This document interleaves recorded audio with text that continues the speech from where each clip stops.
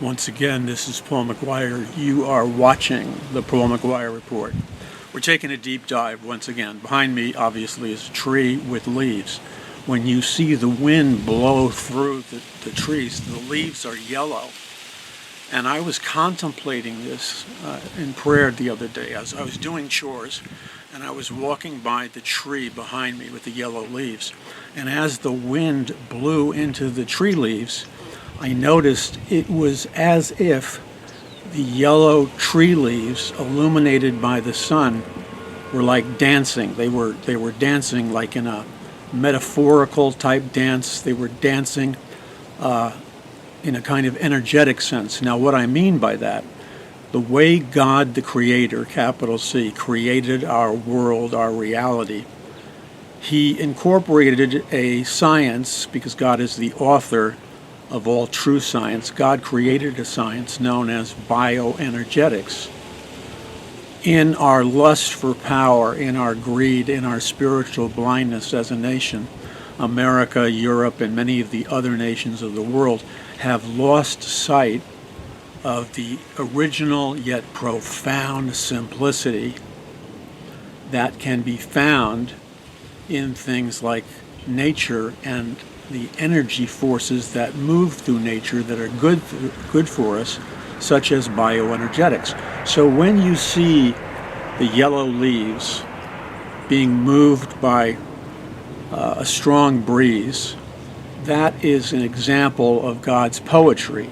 It's an example of God's artistry. It's an example of God's science, in that it is a energetic force, a bioenergetic force, or we could say a spiritual bioenergetic force that causes the leaves to cascade with like a quiet dance-like rhythm. Now, when you unplug your mind from the stupidity and tyranny of television, mass media, film, again, TV, broadcast TV, social media, all the social media platforms, when you unplug your mind from the collective nonsense of the collective hive mind, and the hive mind is nothing more than a hustle. It's a con. It's a promise of paradise on earth. It's based on a promise, like all of Lucifer's promises or Satan's promises. Satan is the father of lies. The promise is based on this fundamental lie that if you turn your brain over to AI, artificial intelligence, and if you allow, with an act of your will, if you allow AI to be your artificially intelligent God, that you will have a better world. You will be living in a kind of paradise. But we need to stop for a minute and recognize that all of what I just said to you represents a pre-packaged lie from Satan, the father of lies, to our culture. And the only reason our culture is so vulnerable to being seduced by pre-packaged lies, you see, if you already contain the truth, if you are already reflecting the truth, such as the leaves cascading through the breeze and demonstrating God's creation of a spiritual bioenergetic force, if you already have assimilated into these multi-layered truths designed by the Creator, capital C, if you've already done that, then you are, whether you want to admit it or not, you are already entering a higher realm of consciousness. Now, consciousness, and the term consciousness, is not some new age, waggy doggy type stupid remark. It could be stupid. I mean, when I was majoring in altered states of consciousness at the University of Missouri, it was a very out there esoteric field. But I gained more from that field. The doorways that majoring in altered states of consciousness opened up for me via the University of Missouri. The countless doorways that opened up in my life because I was scientifically educated to understand the fundamental nature of our reality was priceless. So here we are, and I'm trying to explain this principle, and behind me is a living example of this principle. So, what does this mean?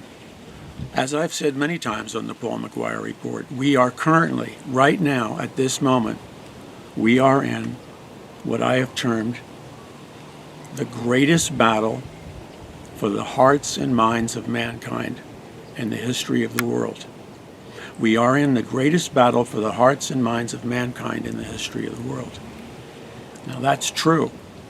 That's the title of one of my books, which you need to get because it's a slam dunk through the matrix and it will bring you into true truth. Capital T, true.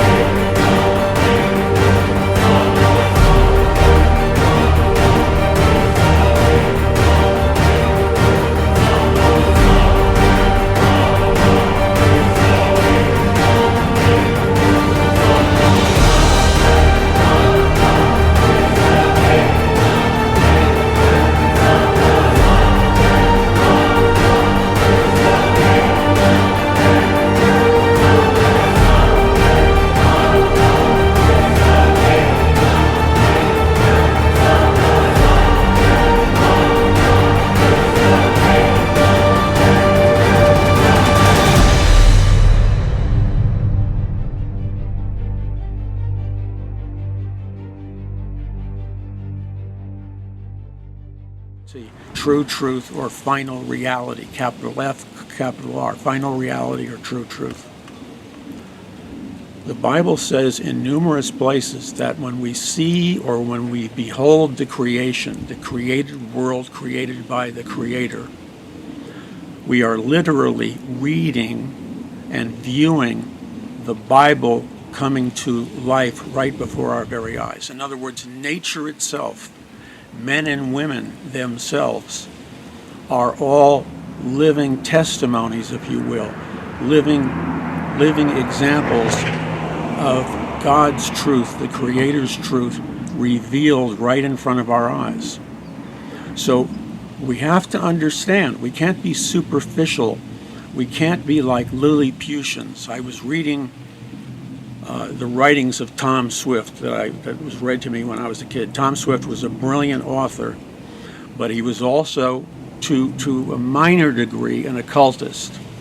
And he wrote that famous book that used to be mandatory reading because it teaches so many deep principles. The name of Swift's book was called Gulliver's Travels. And so Gulliver sails to the land of the Lilliputians. The Lilliputians are like these little 4-inch people, men and women who are 4 inches tall, but they have egos that are millions of feet tall, and there are royal pain in the you know what, because they're so filled with pride, they're so filled with a control attitude that they try to control everything. So when Gulliver visits this remote island, the island of the Lilliputians, he's not as alert and vigilant as he should be. He's not as discerning as he should be, and this is Swift's message to us. Because while he's not totally paying attention, the Lilliputians sneak in, and while Gulliver is taking a nap, a well-deserved nap, the Lilliputians tie him up to poles into the ground. They tie him up, they secure him. So the next thing Gulliver realizes is that the Lilliputians, despite the fact that they're, tiny little beings, tiny little people. The Lilliputians waited for their strategic moment, and then they tied Gulliver up, and Gulliver is paralyzed. Gulliver can't fight any battle. Normally, Gulliver is so large in contrast to the Lilliputians' teeny little bodies, it would have been a no-brainer battle. But because the Lilliputians are sneaky and crafty, they managed to tie up Gulliver, and Gulliver is now a prisoner. He's held hostage, and he's a full-blown prisoner on the island of the Lilliputians. Now, Swift wrote that story to us. It's a political message, a spiritual message on many levels, because Swift was trying to say that even though a people group, even though a nation, even though your enemy, you may perceive them as little tiny Lilliputian creatures. And you may think, oh, it's no big deal, I can slam dunk them, take them out in a moment. But Swift was warning the readers of his book that you need to always pay attention. You need to always be scrutinizing your environment, because if you're caught up in your own security, and if you take your eyes off the prize for just a moment, the Lilliputians, these little so-called insignificant creatures, will invade your territory, will invade you personally, will invade your money, will invade your culture, will invade your families, and they will take you hostage while you're taking your nap at night. So Swift was humorous in the writing of his books, and these books were read by people and world leaders all around the world. And it was kind of a wake-up call. Now, the interesting thing is, Swift believed in different Christian principles, but like Sir Francis Bacon, he blended the Christian principles with these ideas of the occult, not hardcore occult, but occultic New Age ideas. So what is the takeaway for you and I? The takeaway for you and I is we could easily classify the Lilliputians as kind of little demons. And we need to remember that it's Satan. Satan is a real creature, just like God is a real creator, capital C. The Bible says Satan goes about like a roaring lion, seeking whom he may devour. Wow.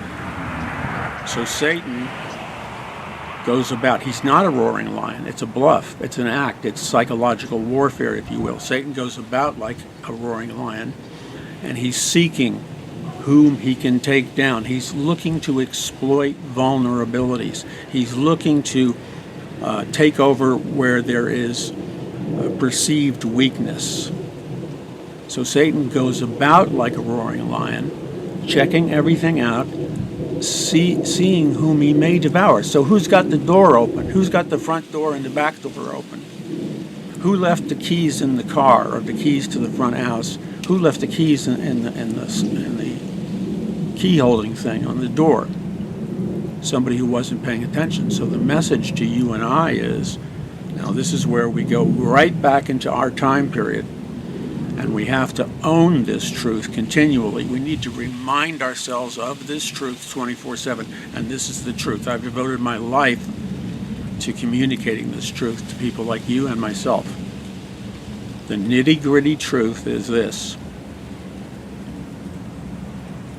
God, in every civilization where God allows his children to be placed into the earth, into a region, Satan has always tried to destroy God's children one way or another. So God has instituted, for thousands of years, God has put into place what are called watchmen on the wall. The watchman on the wall climbs up a tall watchtower, and he looks out over the distance to see if he can see the enemy trying to sneak upon the camp of the children of Israel or the children of God. You see, the enemy is trying to exploit our weaknesses.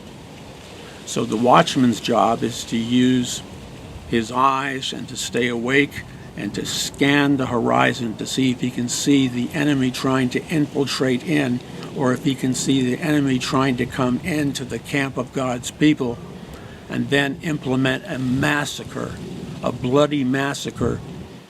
And the only reason a bloody massacre could possibly happen is that either the watchman failed to blow the trumpet of warning, the shofar, or the people or the people's leaders failed to hear and react to the watchman's blowing of the shofar or the trumpet.